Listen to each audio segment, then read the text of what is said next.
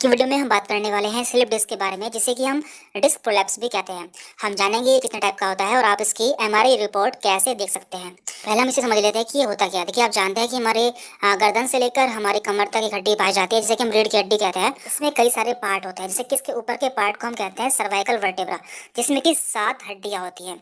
इसके बाद होता है इसमें थोरेसिक वर्टेब्रा, इसमें होती है 12 हड्डियाँ।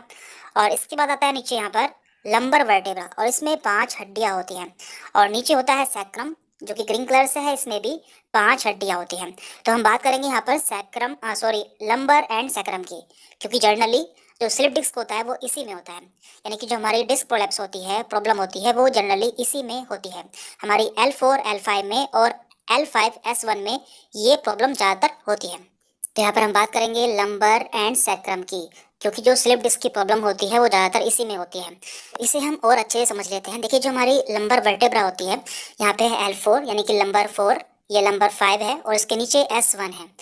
तो जनरली जो हमें प्रॉब्लम होती है वो L4 और L5 के बीच में, यानी कि यहाँ पर, और L5 और S1 के बीच में, यानी कि इस जगह, यानी कि हमें इस जगह प्रॉब्लम होती है। और यहाँ पर ही हमें जो एमआरआई रिपोर्ट करानी होती है। देखिए, ये जो 2 हड्डियाँ होती हैं, जैसे कि L4, ये हमारी वर्टेब्रा है और ये दूसरी वर्टेब्रा है L5।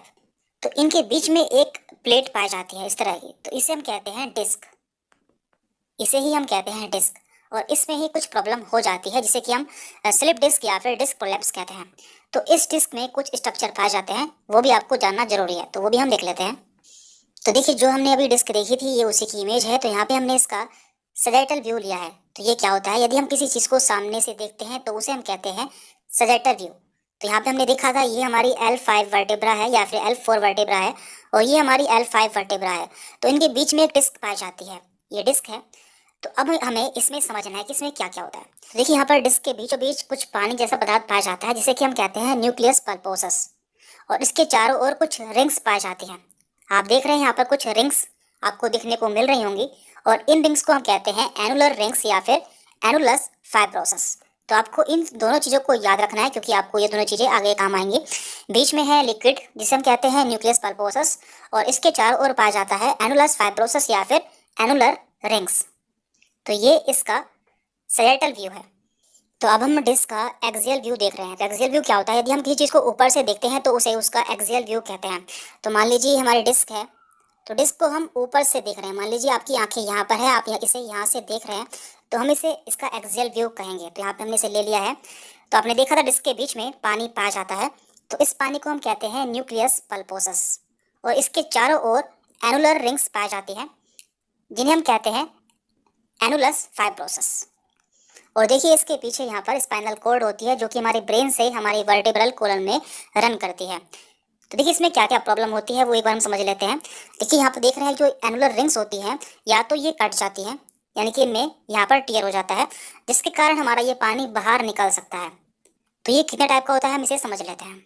अब हम जान लेते हैं कि स्लिप डिस्क कितने टाइप की होती है। तो देखिए, जनरली ये 4 टाइप की होती है।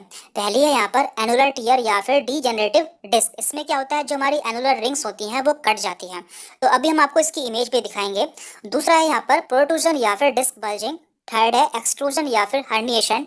एंड फोर्थ है यहाँ पर सिक्वेस्ट्रेशन। तो आपको ये सभी नाम याद रखने हैं, क्योंकि आपको एमआरआई रिपोर्ट में यही नाम देखने को मिलेंगे। तो आपको इन दोनों का मतलब एक ही होता है, तो आपको इस तरह से ये याद रखने हैं। ये हमारा फर्स्ट टाइप था एनुलर टियर। इसमें क्या होता है, जो हमारी ये रिंग्स होती हैं चारों तरफ, ये कट जाती हैं। मान लीजिए यहाँ से कट जाती है, या फिर यहाँ से कट जाती है, और ये 70 to 80% आपको यही देखने को मिलता है। ये बहुत ही कॉमन होती है और ये जल्द ही ठीक हो जाती है। इसके बाद सेकंड था डिस्क बल्ज। इसमें क्या होता है, डिस्क बल्ज में क्या होता है, जो हमारी बाहर की लेयर होती है ये नहीं कटती है, बल्कि जो अंदर की लेयर होती है ये कट जाती है, जिससे हमारा जो लिक्विड होता है ये बाहर आ जाता है। और इस तरह से ये यहाँ पर एक बल्ज बना लेता है। जो बाहर की लेयर होती है वो इस तरह से इसके ऊपर आ जाती है, और ये अंदर का लिक्विड जो होता है वो इस जगह आ जाता है। तो इसे हम कहते हैं डिस्क बल्ज। और ये भी बहुत ही कॉमन प्रॉब्लम होती है। ये भी 70 to 80% आपको देखने को मिलती है। थर्ड है इसके बाद हर्निएशन। हर्निएशन में क्या होता है, ये जो बाहर की लेयर होती है ये भी कट जाती है, और ये लिक्विड पूरी तरह से बाहर आ जाता है।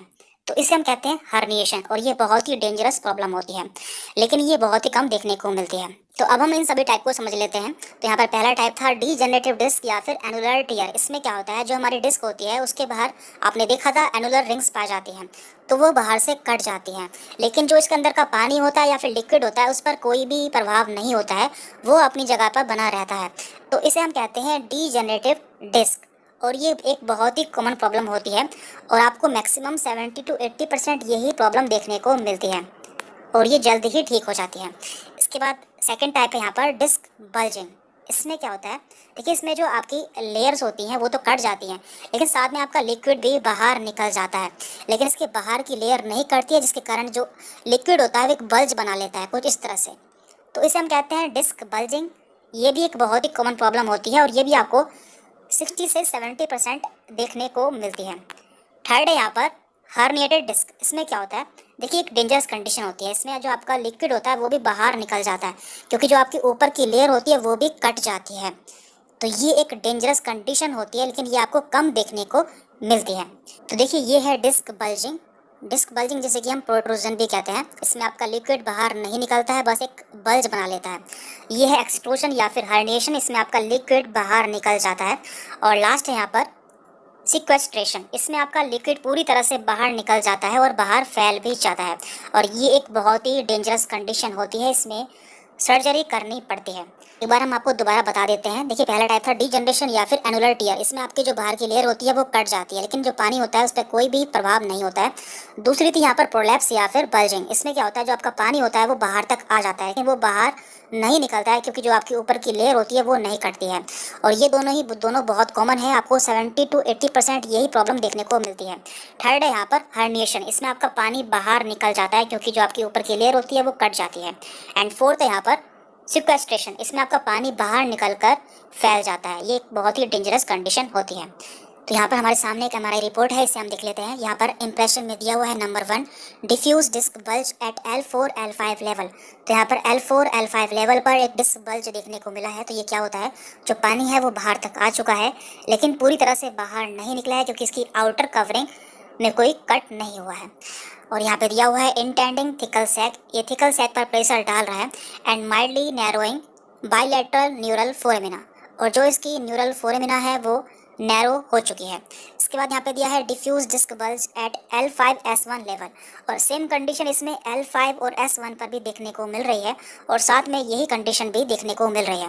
और देखिए जो ये लिक्विड होता है ये किसी भी डायरेक्शन में मूव कर सकता है, ये इधर भी मूव कर सकता है और ये इधर भी मूव कर सकता है, और इसी के आधार पर इसकी सीवियरिटी देखी जाती है कि ये कितनी जल्दी ठीक हो सकता है। तो उस पर भी हम एक वीडियो अपलोड करेंगे, आपको बताएंगे कि कौन सी कंडीशन कैसे ठीक हो सकती है। तो आज की वीडियो में इतना ही था। यदि आपको कोई डाउट रहता है तो आप हमसे कमेंट करके पूछ सकते हैं। Thank you very much.